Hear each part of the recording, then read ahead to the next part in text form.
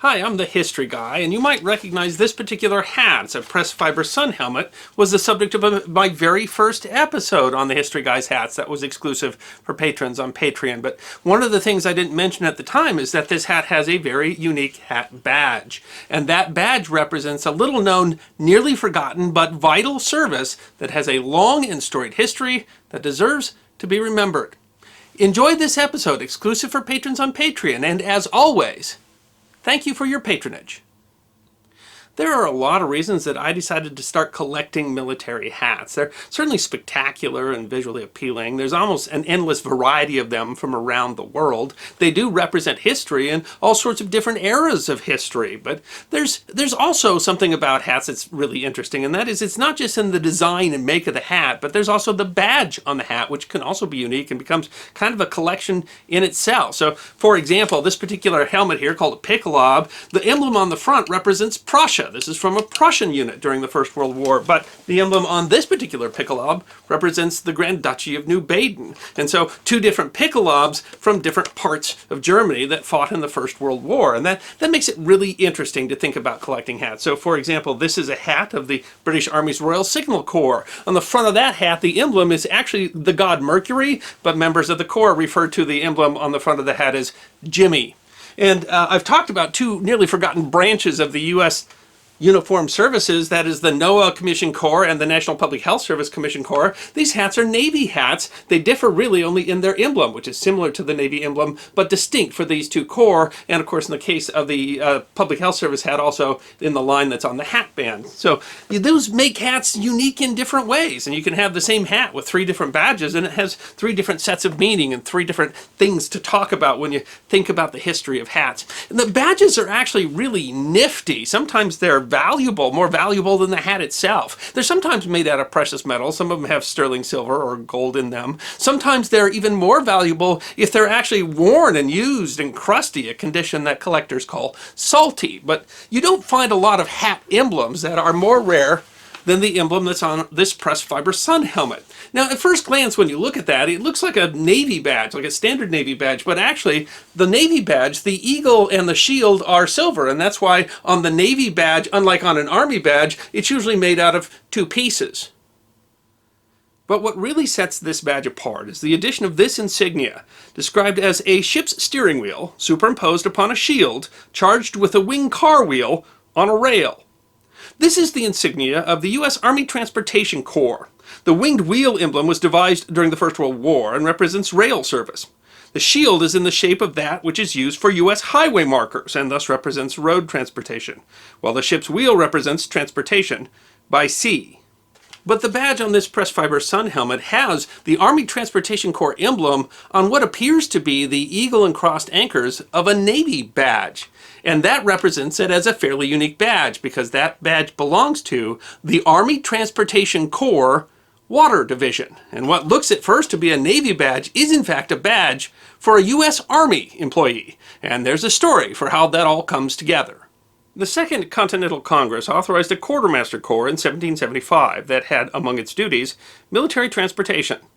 While there was not a transport corps separate from the Quartermaster Corps in the Continental Army, there was some recognition of how vital the function was, and at one point, Washington suggested the creation of a post of Wagon Master General, although no such position was created.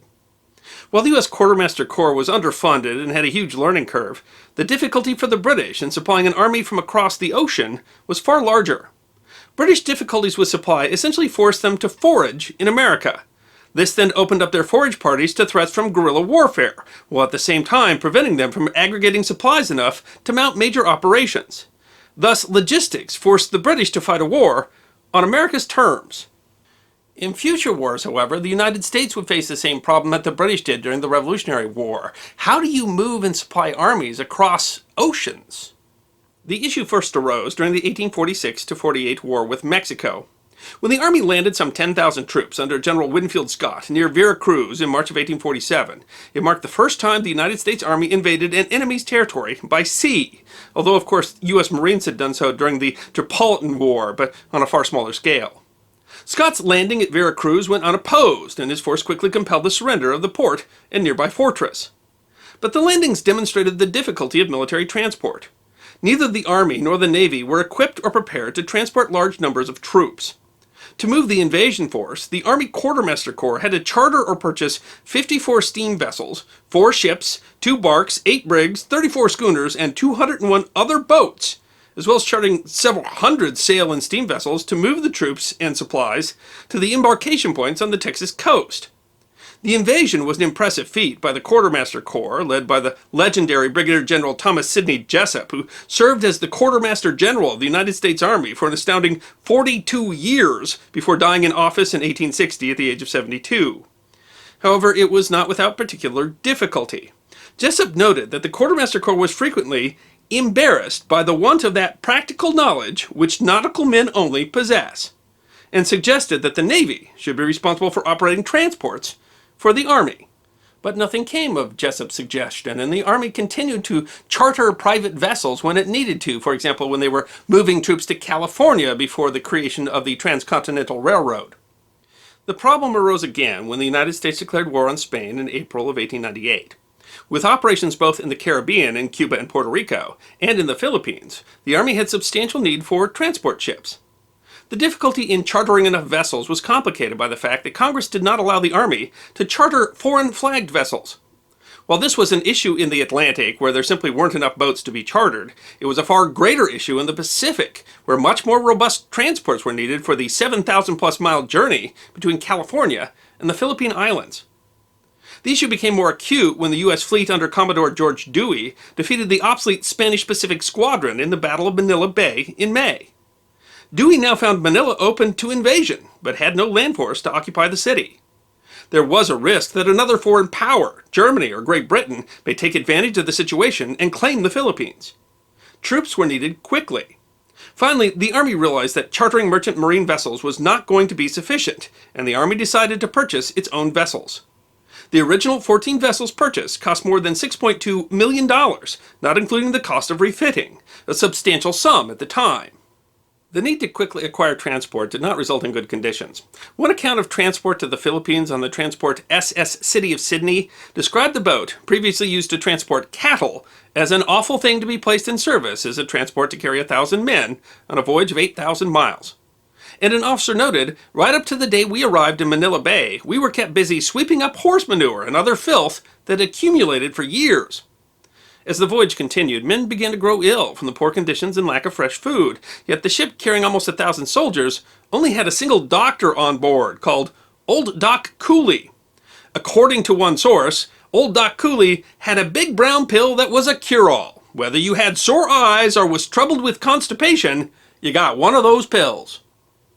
To get some control over the issue, the Army Transport Service was created in the fall of 1898. Ships of the ATS had the prefix USAT for U.S. Army Transport. The ATS operated the Army's large ships, which continued to be needed as the Spanish-American War gave way to the Philippine Insurrection, or also called the Philippine-American War, and the Moro Rebellion, requiring that the Army continue to provide and supply troops in the Philippines, as well as to defend its newly supplied Pacific territories. These transports were also used to move troops from the Philippines to support the First International Relief Expedition, the multinational force sent to rescue besieged diplomats and civilians during the Boxer Rebellion in China in the summer of 1900. The U.S. entry into the First World War in 1917 offered new challenges. When the U.S. entered the war, the Allies were near collapse. In fact, the Germans had calculated that resuming unrestricted submarine warfare around Britain would draw the U.S. into war, but assumed that the U.S. would take a great deal of time to mobilize and move troops, allowing Germany to defeat the Allies before the U.S. could become a factor. Thus, there was a need to mobilize quickly, and that required a massive amount of transportation to move the 1,000,000 men of Pershing's American Expeditionary Force. But the ATS had been reduced to a shadow of itself by that time. The Army pressed a number of ships into service, including several German vessels that had been confiscated at the outset of war. The Army eventually manned 50 ships to support the AEF, but after issues with coordination and discipline, the War Department moved the Army fleet under the Navy's Overseas Transportation Service, or NOTS. But the move only applied to the European theater and was not fully realized before the end of the war.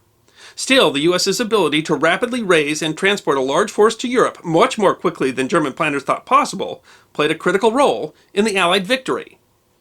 As part of the World War I experience, the Army decided that it needed a single organization to manage the various modes of transportation, creating an Army Transportation Service, of which the Army Transport Service was a division, along with the divisions of rail, motor, and animal transport. This was the organization during the general reduction in force during the interwar period. At the outset of World War II, the Army recognized from its experience in the First World War that it needed to coordinate its transportation assets. In fact, the Army was operating boats and ships under at least 3 different organizations. The aforementioned Army Transport Service, which handled the deep water or ocean-going vessels of the Army, but also an inter-island service built to do transportation among the U.S. bases in the Philippine Islands, and a harbor boat or intercoastal service. The Army Transportation Corps was created in July of 1942. The Transportation Corps was responsible for moving soldiers from their training bases to the front and managing the ports of embarkation and debarkation in between. The various waterborne services of the Army became the Water Division of the Transportation Corps. The large ship branch of that division continued to be called the Army Transport Command. The Water Division included both military and civilian employees, who were referred to as the Civilian Branch. And while the Water Division was actually part of the Army, their uniforms looked more like they were in the Navy, and that's why the Army Transportation Corps emblem is on what looks to be like a Navy badge. This officer could have done a lot of things for the Army. Might have been an officer on a ship that was owned by the Army, like an engineer. Might have been the officer that was in charge of troops that were embarked on an Army transport. Or it might have been an officer that was involved in managing the ports where those troops embarked or disembarked. And if that all sounds confusing, it really was. What was called Sea Lift Services for the United States during the Second World War was managed not just by the Army Transportation Corps Water Division, but also the still existent Navy Overseas Transport Service, as well as the U.S. Maritime Commission's War Shipping Board, and something called Fleet Support Services, in addition to all the various ships of the United States Merchant Marine. It was very confusing and resulted in what one expert called a small constellation of different insignia and devices. One of the more interesting operations under the auspices of the Water Division that deserved to be remembered was the Small Ship Section of the Southwest Pacific Area, or SWPA. This fleet consisted of fishing trawlers, schooners, ketches, luggers, tugboats, yachts, and ferries, acquired around Australia and New Zealand, and crewed by Army personnel and civilian merchant mariners, many of those from Australia. In a time when the U.S. Navy was committing few resources to SWPA, the shallow draft vessels of the Small Ship Section played crucial roles providing supply, transporting troops, and performing medical evacuation. They operated as the landing craft for the island hopping in General Douglas MacArthur's New Guinea campaign. The Small Ship Section has been called the Ragtag, or the Forgotten Fleet.